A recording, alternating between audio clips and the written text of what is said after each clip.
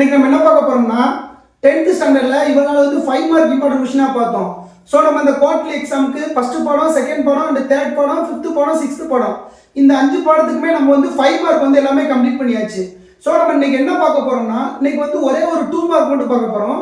But இந்த 2 mark வந்து not only quarterly exam, உங்களுக்கு குவார்டர்லி எக்ஸாம் மட்டும் இல்லாம நீங்க ஆனுவல் எக்ஸாமுக்கு கூட இந்த ஒத்த क्वेश्चन படிச்சீங்கன்னா 2 மார்க் உங்களுக்கு வந்து கன்ஃபார்ம். சரி வாங்க அந்த क्वेश्चन இன்னைக்கு எப்படி போலாம்னு பார்க்கலாம். ஆக்சுவலா இந்த கணக்கு பார்த்தோன்னே எல்லாருமே பயப்படுவீங்க. காரணம் என்னன்னா sin theta, cos theta, cosecant தீட்டான்னு இருக்கு. அது உங்களுக்கு வந்து ரொம்ப வந்து குழப்பமா இருக்கும். அதை வந்து நான் உங்களுக்கு வந்து சிம்பிளான முறையில் ஒரு பாலா டெக்னிக்ல உங்களுக்கு சொல்லிக் கொடுக்குறேன் பாருங்களேன். நீங்க படிக்க போறது 1 2 3 4 5 இந்த 5 ஃபார்முலா மட்டும் படிங்க. படிச்சுட்டா ஆட்டோமேட்டிக்கா அந்த கணக்கு வந்து நம்ம ஈஸியா சால்வ் பண்ணலாம். sin square theta plus cos square theta equal to 1. sin theta equal to 1 by cosecant theta. cos theta is equal to 1 by secant theta. sin theta by cos theta is equal to tan theta. cos theta by sin theta is equal to cot theta இருக்கா? இப்போ இந்த secant இங்க வந்து cos இங்க வந்தா secant theta is equal to 1 by cos theta. இந்த cosecant இங்க வந்து sin இங்க வந்தா cosecant theta is equal to 1 by sin theta. So இந்த ஒரு 6 ஃபார்முலா மட்டும் நல்லா மனப்பாடம் பண்ணி வச்சுக்கோங்க.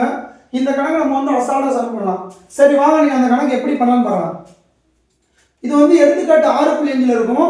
இன்னொன்னு வந்து பயிற்சி 6.1ல 3ல ஃபர்ஸ்ட் சம் இருக்கும். இந்த ரெண்டு சம்மும் பாத்தீங்க அப்படின்னா கண்டிப்பா உங்களால ஒரு 2 மார்க் வந்து கன்ஃபார்மா குவார்டர்லி எக்ஸாம் வந்து எடுக்க முடியும். அது எப்படின்னு சொல்றேன் பாருங்க.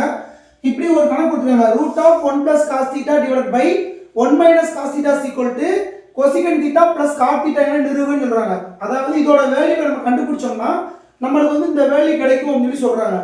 இப்போ நம்ம கண்டுபிடிக்கலாமா? முதல்ல என்னது LHS இருக்குமா? LHS எடுத்துக்கோங்க. LHS ஓட வேல்யூ என்னது? 1 + cos θ / 1 - cos θ. இந்த மாதிரி கணக்கு இப்படி வந்துட்டாலே என்ன பண்ணணும்னா முதல்ல கொடுத்த கணக்கு அப்படியே எழுதுங்க. √1 + cos θ / 1 - cos θ இன்ட்டு அதே ரூட் போடுங்க. மேல உங்களுக்கு என்ன அடையாளம் இருக்கு பாருங்க. 1 + cos θ தான இருக்கு. அந்த மேல உள்ள உறுப்பை அப்படியே கீழே மேல எழுதுங்க பாப்போம். 1 + cos θ / 1 + cos θ. ஃபார் எக்ஸாம்பிள் இங்க வந்து உங்களுக்கு மைனஸ் இருக்கு, என்ன பண்ணணும்? இங்கேயும் மைனஸ் போடணும். இங்க உங்களுக்கு பிளஸ் இருக்கனால தான் 1 + cos θ / 1 + cos θ போறோம். புரிஞ்சா? நெக்ஸ்ட் என்ன பண்ணணும்? இத ஒரே ரூட்ல எழுதுங்க. 1 + cos θ * 1 + cos θ divided by 1 - cos θ into 1 + cos θ இருக்கு. இப்போ இது பாருங்களேன், ரெண்டுமே ஒரே இடத்துல மாதிரி இருக்கு. இங்கேயும் 1 + தான் இருக்கு, இங்கேயும் 1 + cos θ தான் இருக்கு. அப்போ நம்ம நார்மலா a × a என்ன சொல்லுவோம்? a² சொல்லுவோமா? அப்போ 1 + cos θ × 1 + cos θ வேல்யூ என்னது? 1 + cos θ த ஹோல் ஸ்கொயர் எழுதலாமா? இப்போ அதுக்கு அடுத்து இத பாருங்க. இது என்ன மாதிரி இருக்கு? a - b மாதிரி இருக்கு. இது என்ன மாதிரி இருக்கு? a + b மாதிரி இருக்கு. அப்போ நமக்கு a² - b² ஃபார்முலா என்னது? நீங்க திங்க் பண்ணனும் இந்த கணக்கு வந்தோனே. a + b a - b இப்படி தான இருக்கு. இந்த ஃபார்முலா மாதிரி தான் இருக்கு. இப்போ a க்கு பதிலா அங்க என்ன இருக்கு? 1 இருக்கு. a க்கு பதிலா 1 தான இருக்கு. b க்கு பதிலா என்ன இருக்கு? cos θ இருக்கா? அதை எடுத்து வச்சுக்கோங்க.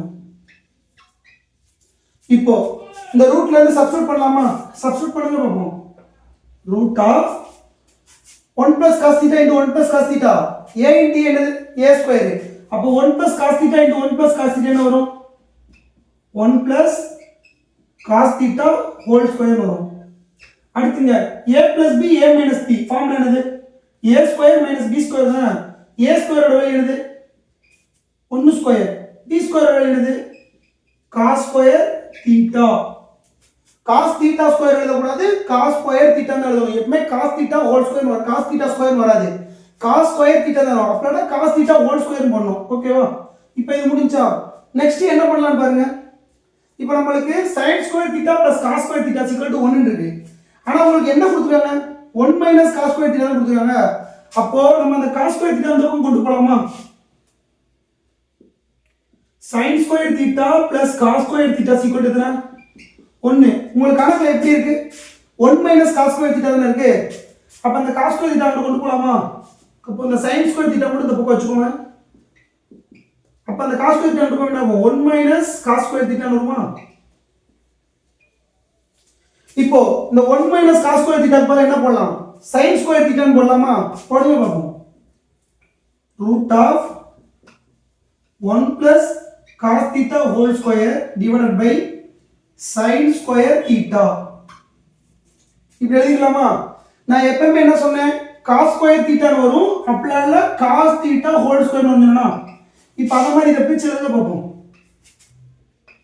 Root of 1 plus cos theta whole square divided by sin theta whole square எழுதலாமா? sin theta whole square னா sin square theta. எப்பவுமே theta square வராது, sin square theta தான் வரும். ஓகேவா? இப்போ இதுலயும் ஸ்கொயர் இருக்கு, இதுலயும் ஹோல் ஸ்கொயர் இருக்கு, இதுலயும் ஹோல் ஸ்கொயர் இருக்கு. அப்ப எல்லாத்தையும் எடுத்து ஒரே ஹோல் ஸ்கொயர் எழுதலாமா? ரூட்ல அப்போ 1 plus cos theta divided by sin theta whole square எழுதலாமா? இது புரிஞ்சா? இங்கேயும் ஸ்கொயர் இருக்கு, இங்கேயும் ஸ்கொயர் இருக்கு. அப்ப என்ன செய்யறேன்? எல்லா பிராக்கெட்டையும் மொத்தமா போட்டு மொத்தமா ஸ்கொயர் போடுங்க. இப்போ என்ன ஆகும்? இந்த ஸ்கொயரும் ரூட்டும் அடி ஆகுமா? அடி ஆகும்னா என்ன ஆகும்? மிச்சம் என்ன இருக்கும்?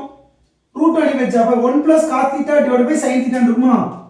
1 plus cos theta divided by sin theta இருக்குமா? இப்போ தனித்தனியா பிரிச்சு எழுதுங்க. முதல்ல பிளஸ் மட்டும் அப்படியே எடுத்துக்கோ. இங்க என்ன இருக்கு? 1 இருக்கு. அங்க என்ன இருக்கு? cos theta இருக்கு. sin theta வந்து ரெண்டு ஊருக்கும் பொதுவா தான் இருக்கு. அப்ப இங்கேயும் sin theta ன்னு போடுங்க. இங்கேயும் sin theta ன்னு போடுங்க. இப்போ 1 by sin theta வேல்யூ என்னது? cosecant theta. அப்ப cosecant theta ன்னு போடுங்க. plus cos theta by sin theta value என்னது? cot theta. அப்ப cot theta ன்னு போடுங்க. இது என்னது? LHS ஓட வேல்யூ. இப்போ நம்மளுக்கு இந்த கணக்குல கொடுத்த RHS வேல்யூ கிடைச்சிச்சா? இது கிடைச்சிட்டா நம்மளுக்கு 2 மார்க் வந்து பப்ளிக் வரைக்கும் கன்ஃபார்ம். ஸோ இந்த கொஸ்டின் வந்து இது வந்து ஒரு கஷ்டமான கொஸ்டின் நினச்சி பார்க்காம ஜஸ்ட் இந்த ஃபார்முலா லைட்டாக மெமரி பண்ணிக்கோங்க. இந்த இது வந்து உங்களுக்கு இப்போ ட்ரிக்னாமெட்ரி வந்து நீங்கள் இப்போ 12th ஸ்டாண்டர்ட் வந்து மிஸ் பண்ணிட்டு போயிடலாம். பட் நீங்கள் வந்து ஒரு இன்ஜினியரிங்க்கு படிக்கிறீங்க, அப்படி இல்லாட்டா ஏதாவது மேத்தமெட்டிக்ஸ் கோர்ஸ் படிக்கிறீங்க அப்படின்னா ட்ரிக்னாமெட்ரி தான் உங்கள் லைஃபே. அது இல்லாமல் நீங்கள் எதுவுமே பண்ண முடியாது. ஸோ ட்ரிக்னாமெட்ரி இப்போயே கொஞ்சம் பேசிக் கற்றுக்கிட்டு வச்சிட்டிங்கன்னா உங்களுக்கு காலேஜ் டைம் வந்து ரொம்ப யூஸ்ஃபுல்லாக இருக்கும். அதனால் அந்த கணக்கு மட்டும் நல்லா பார்த்துக்கோங்க. நீங்கள் 6.1ல் 3ல் ஃபஸ்ட்டு கணக்கு மட்டும் ப்ராக்டிஸ் பண்ணுங்கள். ப்ராக்டிஸ் பண்ணிட்டு ஆன்சர் வருதா வரலையான்னு எனக்கு கமெண்ட் பாக்ஸில் கமெண்ட் பண்ணுங்கள். அப்படி உங்களுக்கு ஆன்சர் வரல அப்படின்னா நாளைக்கு இந்த வீடியோ வரும். இந்த 3rd 1வது வீடியோ வந்து வரும். அவ்வளோதான் கைஸ். தேங்க்யூ ஃபார் வாட்சிங். தேங்க்யூ.